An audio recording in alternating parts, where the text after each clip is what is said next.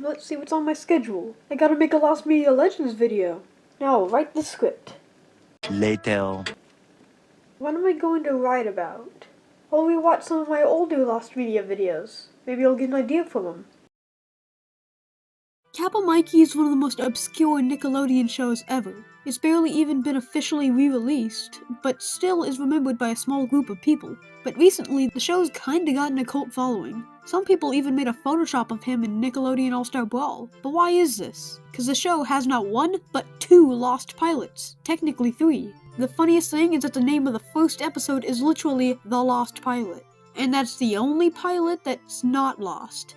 One of the pilots was made in 2004 for MTV. This pilot's been lost until 2017 when it was found when the director of the show uploaded it to YouTube. It turns out that it was lost because the makers of the show didn't bother preserving it. For the longest time, it was believed that it was completely lost, but out of nowhere in 2017, it was uploaded to YouTube. I watched the pilot, and it's not for me, but I'm still glad it's preserved. This is a more interesting piece of lost media because it was preserved just by people caring about it. It's a great success in the world of lost media.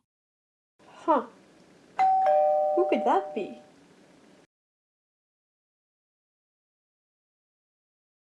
Who's Lars Mikey?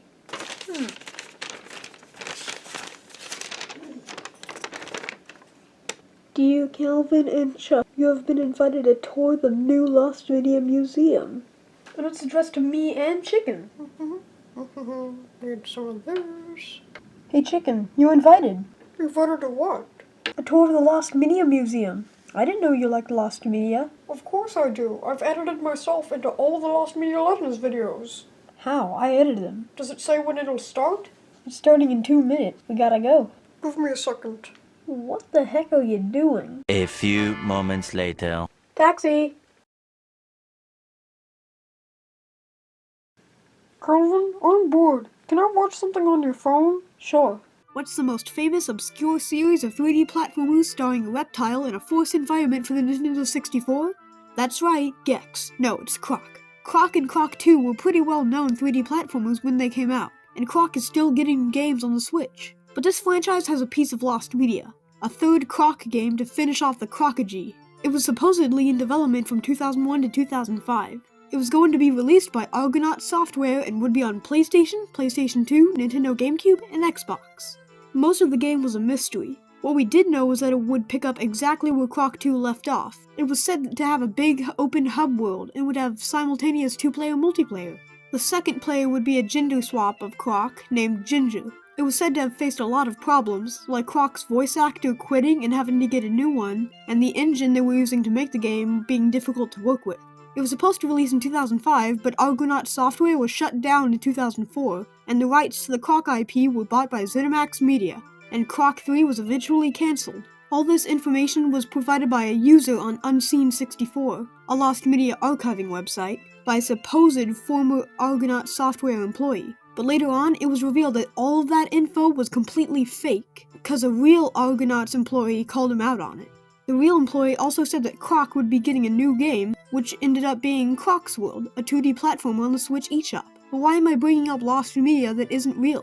To show you that you shouldn't believe anything people say in the lost media scene. The point of lost media searching is to find more information for things that are lacking in it. So there are many people who want to fill in the gaps of info, and it's hard for them to be disproved. But now, Croc 3 is a game that could have been. Chicken, we're here. Wait, who's that? Hey, Kelvin. Cal? You're a Lost Media fan? Why else would I be invited? But why are you not going into the museum? The door is locked. Hey look, someone else is arriving. Hey, Chicken. Ralph! You know Ralph? Like the Muppet? Yeah, we went to art school together. So why aren't we going into the museum? The door's locked. Wait, someone's coming out. Hey everybody, sorry for the wait. I was preparing the tour. Ready to go on it? Yeah.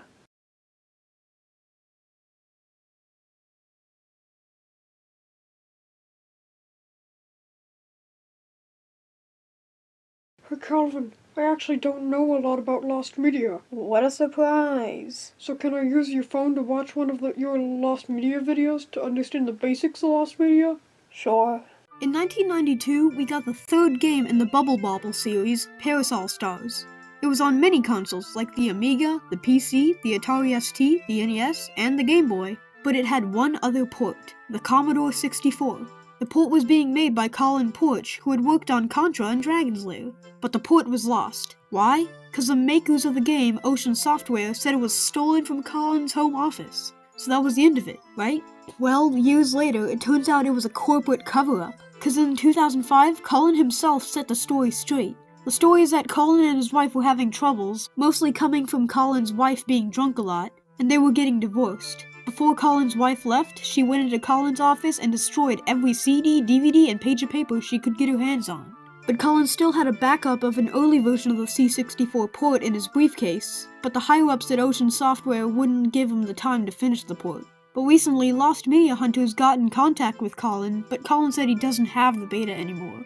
And the composer for the game, Keith Timman, scored new music for the port, but it has never been heard by anyone other than him. And he's lost the music backups himself. But on the bright side, some Lost Media fans have been making the port themselves, with what info they have. Just shows you how, despite how little of importance something is, many still care about it. And that's the beauty of the Lost Media community.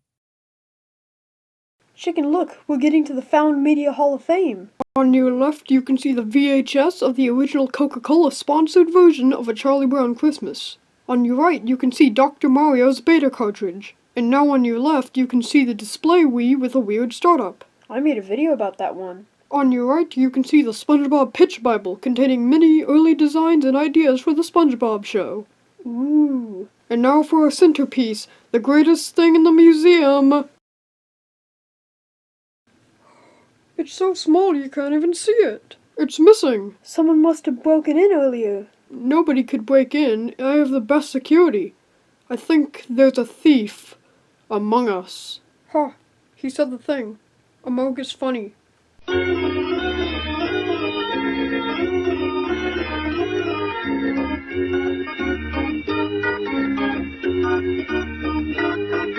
So what are we gonna do? If the thief stole the most important piece in the museum, he might have stolen the second most important piece, so we should go to where that is. Then let's go.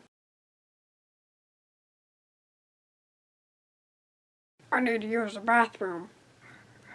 You're holding the Lost Media piece. You're the thief. Wait, what are you doing? No. No. No.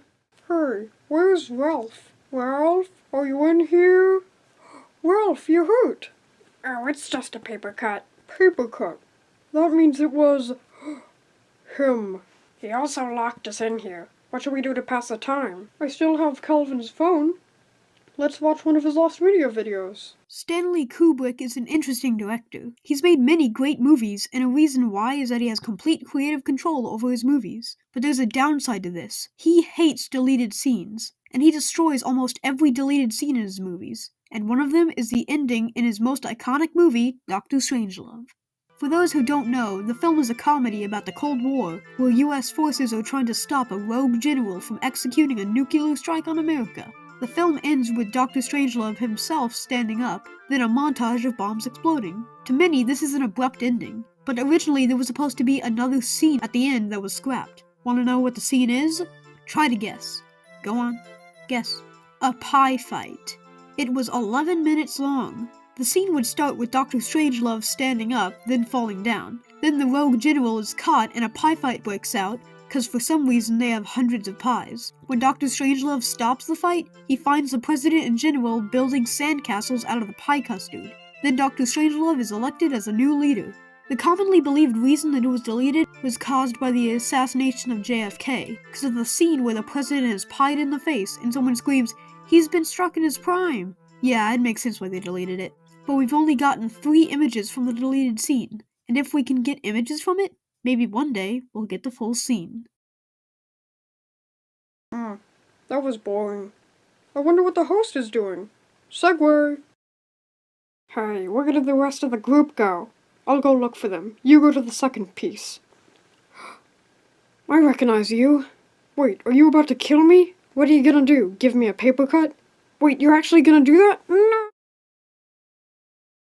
Where is everyone? Chuck, Ralph, who did this? Origami. I'm gonna sleep now.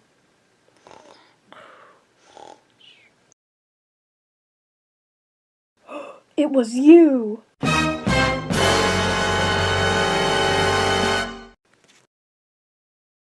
Wait, if it wasn't Cal, who was it? Hello, Calvin. The original Calvin puppet? Why did you do all of this? I wanted to get revenge on you for not using me as your channel mascot.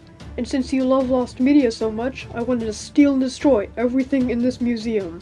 I gave everyone a paper cut because they saw me with a stolen piece. And I'll do something better. Paper cut you to death. Yeah!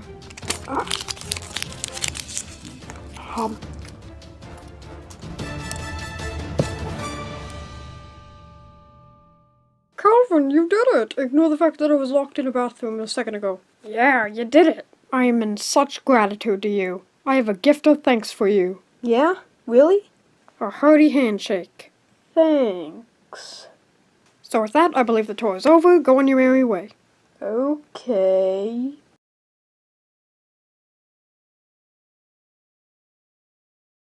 Hey Calvin, about Lost Media. Lots of pieces of Lost Media are dumb and not important. So why is it so important to so many people? It's more than what the piece of media is. It's what it means for preservation. If you find a piece of lost media, in many years you can say you preserved history. Lost media hunters aren't nerds, they're historians. That's the beauty of lost media, and that's why I have a lost media show.